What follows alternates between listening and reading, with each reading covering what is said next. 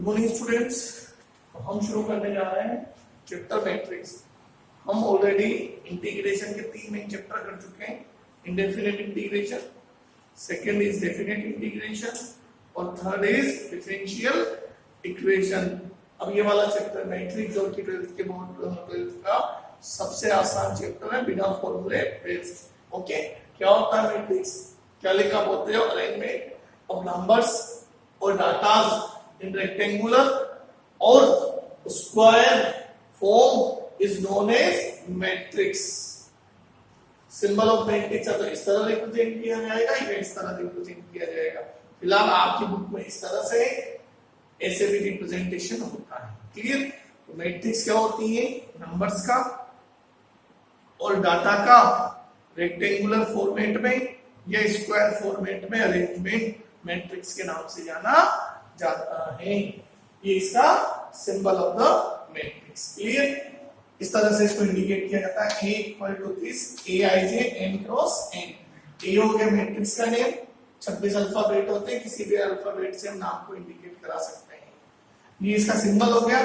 अंदर लिखे हुए इस मैट्रिक्स के एलिमेंट्स के लाइन और यहाँ जो लिखा होगा वो इसका ऑर्डर होगा, जिसमें m नंबर ऑफ रोज को इंडिकेट करता है और n नंबर ऑफ कॉलम्स को इंडिकेट करता है। क्लियर? तो A name of the matrix, symbol of the matrix Aij matrix के एलिमेंट्स और m क्रॉस n उस मैट्रिक्स का ऑर्डर, जहां पर m नंबर ऑफ रोज और n नंबर ऑफ कॉलम्स। ये इसका स्ट्रक्चर ऑफ मैट्रिक्स। इस तरह से मैट्रिक्स का स्ट्रक्चर बनता है।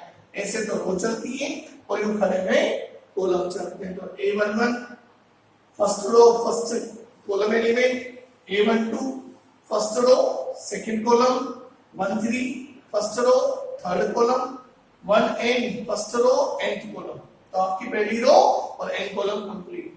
अब यूं 21 का मतलब second row first column, 22 second row second column, 2n second row nth column, mn m row पहला column, nth row second column, nth row third column, nth row nth column.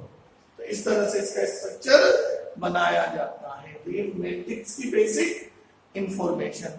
Then इसके बाद इसके टाइप्स आते हैं, types of the matrix. तो पहला आता है आपका रो मैट्रिक्स। क्या होता है रो मैट्रिक्स में? जैसा नाम वैसा काम। ऐसा मैट्रिक्स जिसमें केवल एक रो और matrix in which only one row.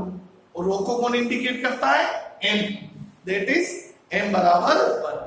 For example 1 2 3, 1 तो रो बनेगी, 3 कॉलम बनेगी। कॉलम मैट्रिक्स जिसमें एक ही कॉलम हो, a matrix in which only one column. Column को कौन इंडिकेट करता है? n equal to 1।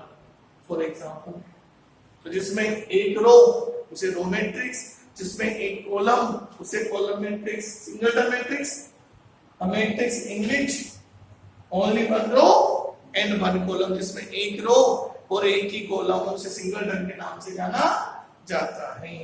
n बराबर 1 यानी ऐसा मैट्रिक्स जिसमें केवल एक ही एलिमेंट हो।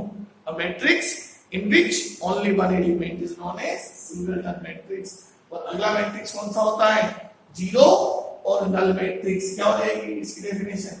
A matrix in which all the elements are zero, जिसके सारे के सारे एलिमेंट्स जीरो हो और it is denoted by zero. इस मैट्रिक्स के चैप्टर में जहां पे भी जीरो लिखा होगा वो जीरो का मतलब जीरो वाला जीरो नहीं, it is a zero matrix. Zero zero zero. तो इस तरह से ये आपके एक मैट्रिक्स की इंफॉर्मेशन थी और ये हम इसके 4 टाइप देख चुके हैं। एक बार अच्छी तरह से देख लो, फिर आगे बढ़ेंगे।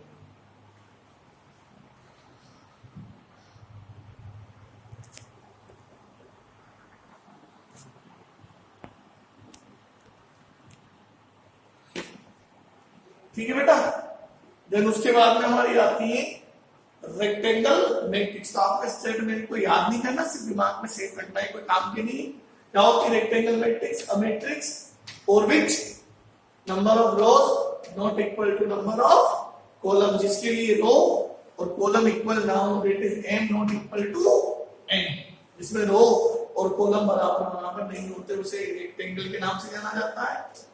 अगला है स्क्वायर मैट्रिक्स। क्या हो जाएगा? A matrix for which number of rows equal to number of columns, जिसके लिए रो और कॉलम बराबर बराबर हो, that is n equal to n।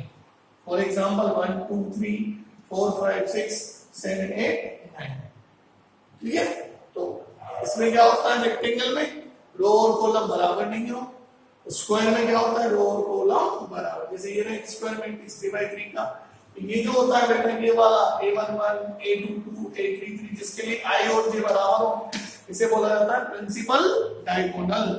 ये वाला कहलाता है प्रिंसिपल डायगोनल, और ये जो दूसरा अपोजिट में आ रहा है इसे बोला जाता है कॉन्जुगेट डायगोनल। तो वह एलिमेंट जिसमें i और j इक्वल चलते हैं उन्हें प्रिंसिपल डायगोनल एलिमेंट्स के नाम से जाना जाता है। Number 7 diagonal matrix. क्या होती है डायगोनल मैट्रिक्स? Square matrix. सबसे पहली बात, जो डायगोनल मैट्रिक्स होगी वो आपकी स्क्वायर मैट्रिक्स होगी। Square matrix in which all the elements are zero, सारे के सारे एलिमेंट्स जीरो होंगे, लेकिन कौन से? Except the principal diagonal element. Principal diagonal को छोड़कर बाकी सारे एलिमेंट्स जीरो। फॉर एग्जांपल 1 2 3 ये तो प्रिंसिपल डायगोनल, बाकी सब आपके 0 0 0 0। Clear? Number next scalar matrix. क्या होती है? A diagonal matrix. First of all scalar matrix जो होगी वो आपकी डायगोनल मैट्रिक्स होगी। डायगोनल मैट्रिक्स मतलब ये वाली कंडीशन क्या होगी? अ diagonal matrix in which all the elements of principal diagonal are equal। इसमें जो प्रिंसिपल डायगोनल अलग अलग है, इसमें वो प्रिंसिपल डायगोनल सेम होंगे। तो स्केलर मैट्रिक्स में डायगोनल ही होती है, बट प्रिंसिपल डायगोनल के सभी एलिमेंट्स सेम होंगे। सेम में भी जीरो नहीं होंगे, क्योंकि ये अगर बन जाएंगे जीरो तो वो जीरो मैट्रिक्स बन जाएगी, और कभी भी 1 नहीं होते, क्योंकि जब ये हो जाएंगे 1 तब उसका नया नाम आ जाता है, उसे बोला जाता है यूनिट और आइडेंटिटी मैट्रिक्स। क्या डेफिनेशन है? A diagonal matrix in which all the elements of principal diagonal are 1। Principal diagonal are 1 है। प्रिंसिपल डायगोनल के जो सभी एलिमेंट्स हैं वो कितने होंगे? 1 होंगे, and it is represented by i। तो इस मैट्रिक्स के चैप्टर में जब भी आपको i दिखेगा तो उस i का मीन क्या होगा?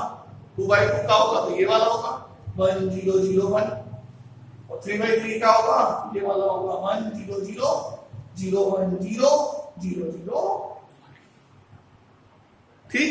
तो ये इस तरह से कुछ है नाम जो हमारे काम के लिए 1% भी नहीं, पर आपके दिमाग में सेट रहना चाहिए। और एक दो मैट्रिक्स और होती है, फिलहाल उनकी कोई आवश्यकता नहीं है। तो हमने जो पढ़ा है वो आज पढ़ा है 9 तरह के मैट्रिक्स, आराम से बोलते जाना। फर्स्ट रो मैट्रिक्स जिसमें एक रो हो, कॉलम मैट्रिक्स जिसमें एक ही कॉलम हो, सिंगलटन मैट्रिक्स जिसमें एक रो एक ही कॉलम हो, जीरो मैट्रिक्स जिसके सभी एलिमेंट जीरो हो, रेक्टेंगल मैट्रिक्स जिसकी रो और कॉलम बराबर ना हो, स्क्वायर मैट्रिक्स जिसमें रो और कॉलम बराबर हो, उसी में प्रिंसिपल डायगोनल बनेगा। अगला पढ़ा है हमने डायगोनल मैट्रिक्स, प्रिंसिपल डायगोनल को छोड़कर बाकी सभी एलिमेंट जीरो हो।